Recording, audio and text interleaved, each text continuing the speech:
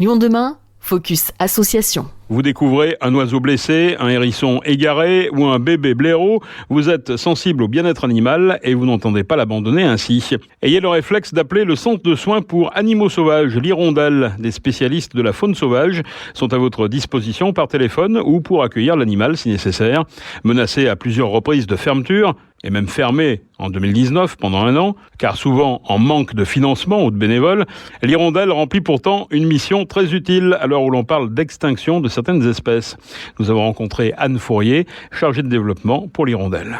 C'est un centre de soins pour animaux sauvages, donc on récupère la faune sauvage blessée, on la soigne, on la réhabilite et ensuite on la relâche dans son milieu naturel. Alors l'Hirondelle, ça pourrait faire penser à des oiseaux, mais ce ne sont pas uniquement des oiseaux que vous récupérez ? Tout à fait. On récupère oiseaux et mammifères sauvages, donc au niveau des oiseaux, on récupère toutes les espèces sans discrimination, du petit moineau jusqu'au grand vautour. Et au niveau des mammifères, c'est pareil, on récupère autant les mal-aimés que les petites musaraignes ou encore le cerf, le chevreuil, le chamois. Alors c'est une structure quand même qui est importante, je crois qu'il y a une dizaine de salariés et beaucoup de bénévoles. Et combien d'animaux accueillis finalement ? On a récupéré en 2021 6820 pensionnaires. C'est énorme, on n'a jamais vécu une année aussi importante que 2021. On a pris 104% d'augmentation de prise en charge. On est très inquiet pour l'avenir parce que le centre prend une ampleur importante et on a énormément de pensionnaires qui arrivent chaque année et on n'a pas les finances qui suivent bien derrière. Alors vous avez besoin de quoi ? De financement, de bras ?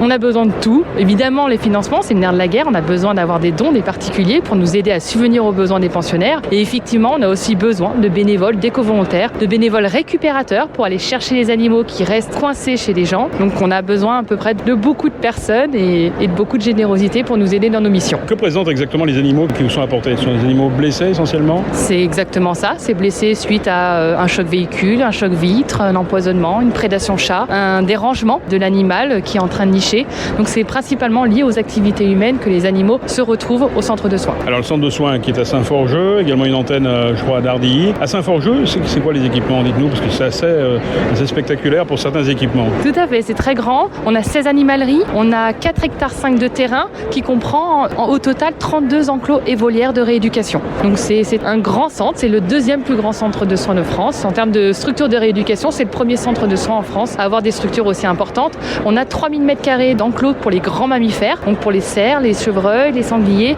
On a effectivement des enclos qui sont adaptés à ces espèces pour les rééduquer avant de les relâcher dans leur milieu naturel. Et une volière de 100 mètres de long, je crois. Exactement, ça c'est aussi unique en France. On a une grande volière très très longue avec aucun aménagement à l'intérieur. C'est volontaire, c'est pour que l'animal puisse vraiment battre des ailes le plus longtemps possible et se rééduquer au mieux pour être relâché plus rapidement. Alors quel est le conseil que vous donnez à quelqu'un qui trouve un animal ou un oiseau qui est en danger dans la nature ? Effectivement, s'il est sûr en fait que l'animal est blessé, il faut le mettre au calme, au chaud, dans un carton fermé et nous appeler. Si la personne a des doutes sur son état, qu'il nous prenne une photo et qu'il nous appelle. On peut aussi apporter des conseils. Nous, on n'est pas forcément là pour prendre en charge tous les animaux pour lesquels on est sollicité. On peut aussi aider ces animaux à être réintroduits dans leur milieu, puisque en fait, ils sont déjà bien mieux dans leur milieu. Les parents sont jamais bien loin. Un oisillon qui est tombé de l'arbre, c'est normal. Ça arrive régulièrement. Donc l'animal, il peut être soit laissé sur place, parce que les parents sont pas loin, on les voit pas, c'est normal, ils ont peur de vous. Mais c'est normal. Ou sinon, le remettre en hauteur pour éviter une prédation chat ou un risque sur la route. Se diriger vers son vétérinaire, c'est pas la bonne solution ? Les gens ont ce premier réflexe. Généralement, c'est vrai que 2 tiers des personnes appellent son veto parce qu'on ne connaît pas l'existence des centres de soins. On n'est pas assez connus. On est un peu les grands oubliés de la protection animale.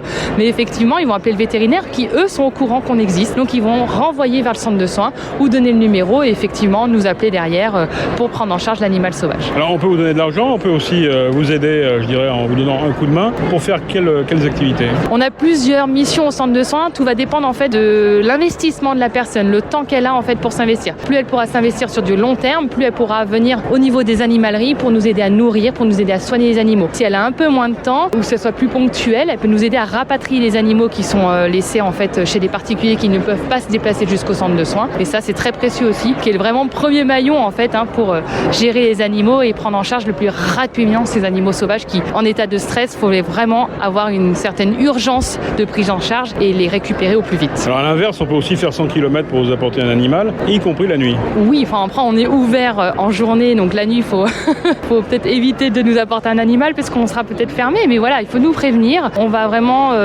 rester en alerte en fait par rapport à des urgences.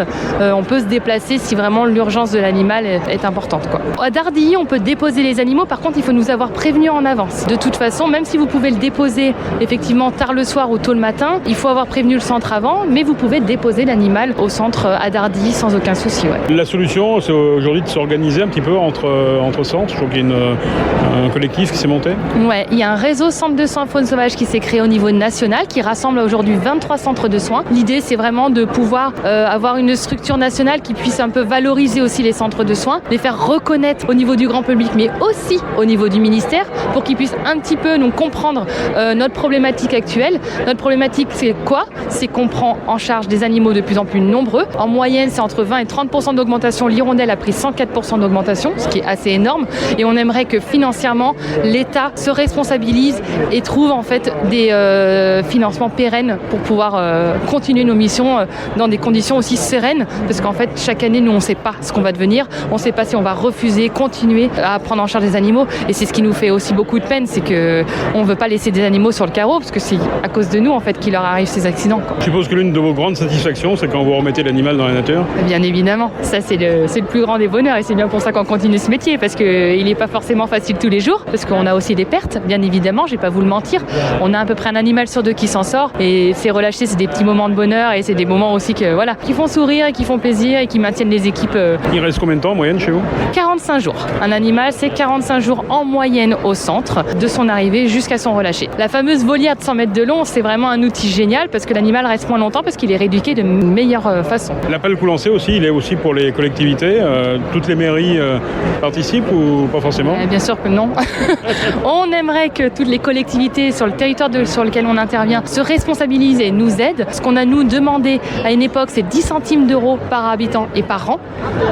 C'est toujours d'actualité, mais c'est vrai que du coup, voilà, c'est une proposition et pas une obligation des mairies, donc ils font bien ce qu'ils veulent. Aujourd'hui, on a une centaine de communes qui nous aident à la hauteur de cette demande, mais on aimerait vraiment que les collectivités et même les communautés de communes participent en fait à ce financement, puisque c'est pas grand chose qu'on demande, et effectivement ça nous aiderait vraiment sur le long terme. Et votre mission n'a rien à voir avec la SPA?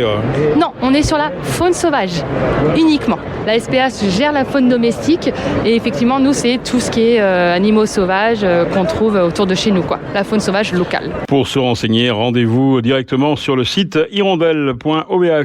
Également un numéro de téléphone, le 04 74 05 78 85.